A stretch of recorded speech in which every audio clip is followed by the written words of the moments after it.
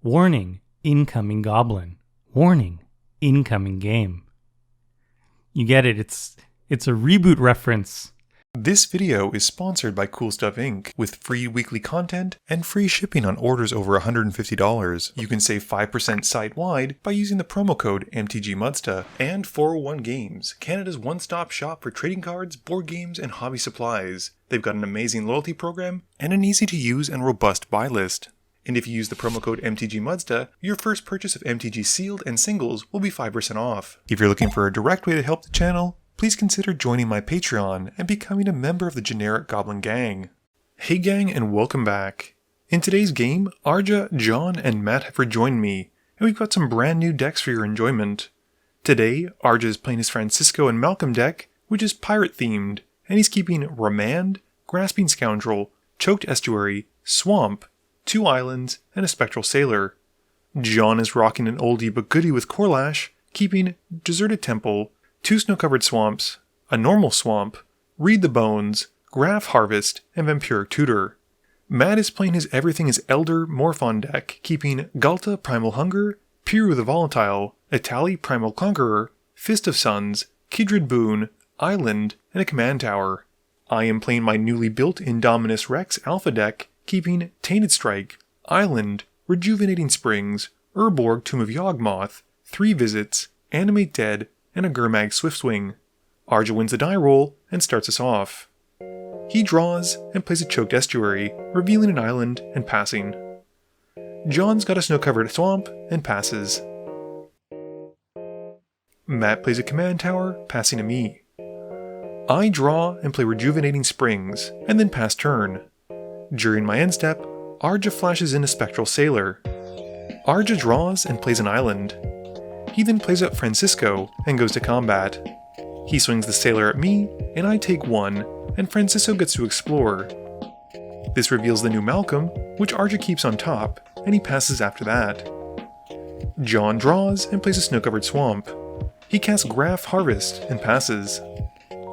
Matt's got a Vine Glimmer Snarl for turn, revealing an island and passing. I play Urborg and pay 2 for 3 visits, passing while searching. Arja draws and plays an island. He then plays Malcom Keen-Eyed Navigator and goes to combat. He swings Francisco at John, and the sailor goes at me again, and we both take our hits.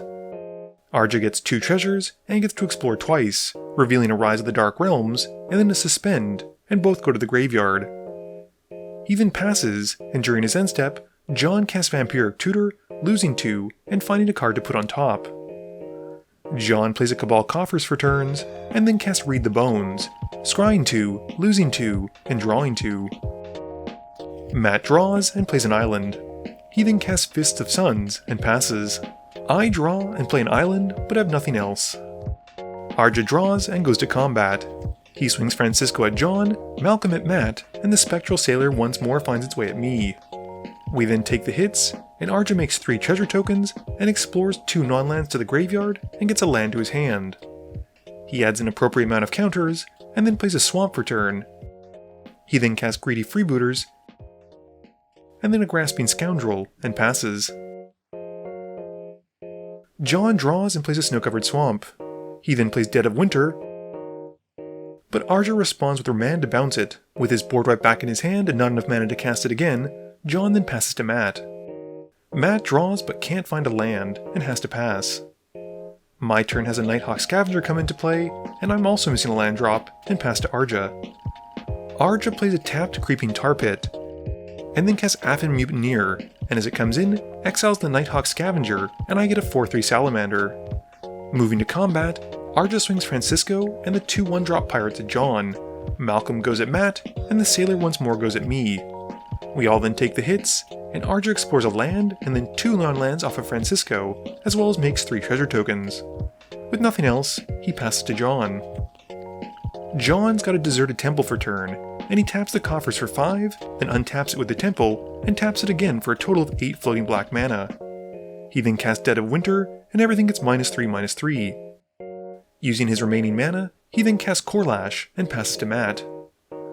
Matt draws and plays another enabler with an Urza's Incubator. As it comes in, he names Elder and passes. I draw but can't find a land, and have to pass. During my end step, Arja flashes in the new Malcom. Arja plays a waterfront district, and then casts Biden of Thassa. He then plays his commander Malcom, and goes to combat, and announces he'll move to combat. I decide to cast Beast Within, and take out Francisco beforehand though. Arja then swings the new Malcom at me, and I take 2. This is Arja drawing from the Bident, then gets to loot a card from the new Malcom, and then makes a treasure from the old Malcom, and with nothing else, passes to John. John draws and plays Shizo Death's Storehouse. He then gives Korlash Fear with it, and swings him at Arja for 6. With nothing else, John passes. Matt draws and plays a Selesnya Signet. He then passes to me. I draw and finally find a land, playing an island. I then cast Indominus Rex Alpha, discarding Gurmad's Swiftfang, Vorinclex, and Blightsteel Colossus, giving it Flying, First Strike, Haste, Reach, Trample, and Indestructible. I then go to combat and hit Arja for 6, which he takes, and I pass turn. Arja draws and plays River of Tears. He then goes to combat and swings the beats at John and his commander Malcom at Matt. All of them connect, and Arja draws 3 cards and makes 2 treasure tokens. He then gets his loot from the new Malcom, discarding a Dusk Mangler. And then after combat, he casts Persist and brings it back. As it enters, we each sacrifice a creature, lose 4, and discard a card. And Arja then plays an Arcane and Dimir Signet. John draws and plays a Tyrate Sanctum, and then recasts Korlash. He then gives him a +1/+1 counter with a Sanctum, and passes to Matt. Matt draws and casts Tempted Discovery, and we all decline except for John, who goes and grabs a Maze of Ith. Matt gets a Rogran Triome and a Path of Ancestry, which both come in tapped, and he passes to me. I draw and play an island. I then cast an Animate Dead, bringing back Vorinclex, and as he comes in, go and find 2 forests to put to hand. I then follow up with a Toxic Deluge, paying 5 life, and wiping most of the board. Arja draws, and in his main phase, encores the Aphim Mutineer. As it comes in, he exiles Vorinclex and Korlash. He then replays Francisco, and moves to combat. He swings a Mutineer piece at each of his opponents, and John and I block ours, while John uses the Maze of Ith to take out the one on Matt, to deny Arja any damage triggers. After that, Arja plays a Tainted Isle, and then casts Necropolis Regent, and passes to John. John's turn has him playing a Rogue's Passage, and he recasts Korlash, and once more activates the Sanctum, putting a +1/+1 counter onto him, and passing to Matt. Matt draws and casts Morophon. He's then able to play a Tally Primal Conqueror for free thanks to the Fist of Suns and Morophon's cost reduction. And as a Tally enters, he gets Heroic Intervention, Force of Will, Gorix, and a Lash Wraith off of it. He casts everything except for the Force of Will, and then follows up by casting for free Piru, the original Galta, and a Dragon Lord Atarka. As Atarka comes in, it deals 5 to the Necropolis Regent, and with nothing else, Matt passes. I draw and play a Hinterland Harbor. I then cast Mausoleum Secrets with 2 black creatures in my graveyard, going to find a Reanimate. I decide to hold it back though, and pass to Arja. Arja draws and animates the Creeping Tar Pit. He goes to combat and swings it at Matt for 3, drawing a card from the Biden of Thassa. Arja then sacrifices the Waterfront District after combat, drawing again, and then plays a Swamp. With nothing else, he passes. John draws and plays his own Urborg. He decides to keep Korlash on the defense though, and passes. Matt pays for Piru's upkeep cost, and then draws for turn. He plays an Elemental Bond, and goes to combat. This has Arja activating Biden of Thassa, forcing him to attack with everything. Matt's happy to oblige, swinging everything at Arja, who promptly dies. Matt then passes turn. I draw and play a forest. I recast Indominus, which as it enters, has me discarding Doom Whisperer to give it Flying and Trample. I also get to draw a card, and I then pass. During my end step, John puts a +1/+1 counter onto Korlash with the Tyrate Sanctum. John draws and plays a Snow-Covered Swamp. He then goes to combat and swings Korlash at Matt for 13, who declares no blocks. I decide at this point that Matt's too dangerous for his own good, and tag in with Tainted Strike to give him a lethal amount of infect. Suddenly Matt goes from being okay to being dead, and after that, John passes. I draw and play Drowned Catacombs. I then cast Reanimate, bringing back the Doom Whisperer, and then swinging my commander at John. But he sadly puts a stop to it with Maze of Ith. With that, I pass, and during my end step, John puts another counter onto Korlash. John's turn has him playing a Bajuka Bog, which as it comes in, exiles my graveyard. He swings Korlash at me for an unblockable 15 commander damage after activating his Rogue's Passage, and I'm forced to take it. John then passes to me. I draw and play a Forest.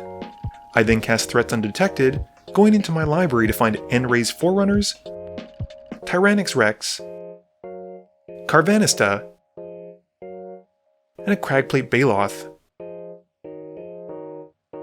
John gives me Carvanista and the Baloth, and the rest get shuffled into my library. I then cast the Baloth and swing out at John. I'm hoping he doesn't remember about the maze, but he does, and he untaps my commander and only takes 12. I'm not sure what I can do, but I pass to John, who during my end step puts another counter onto his commander. John draws, and with his Rogue's Passage and not really any way for me to block, he's able to swing Korlash at me and takes me out with commander damage. Game review time. This game was 52 minutes and 36 seconds, and I quickly learned how important it is for me to have a hexproof based creature when I'm casting Indominus Rex. Unfortunately, even with Indestructible it seemed, there were a lot of board wipes that gave creatures --, and Indestructible does a hot load of nothing for that. Otherwise, I thought the deck was actually kind of fun, and it was kind of like a Reanimator deck with also a Voltron based commander. It is surprising to find out though, that in Sultai and Colorless, there are no ways to give my commander Double Strike, so I had to get creative with like Fire Shrieker. Matt's Morophon deck went from being a bit of a joke to all of a sudden being terrifying, as soon as he was able to get the Fist of Suns and Morophon out together. I had no idea that interacted so well, and it was beautiful to see in action. Unfortunately, he drew the Elemental Bond after he cast all of his big creatures, because I think if he hadn't, we would have been in a lot of trouble. Arja's Francisco and Malcom deck did exactly what pirates want to do, which is make a bunch of treasures and go exploring. He's got a pretty low to the ground curve, running a lot of really good but cheap pirates to be able to maximize on those effects.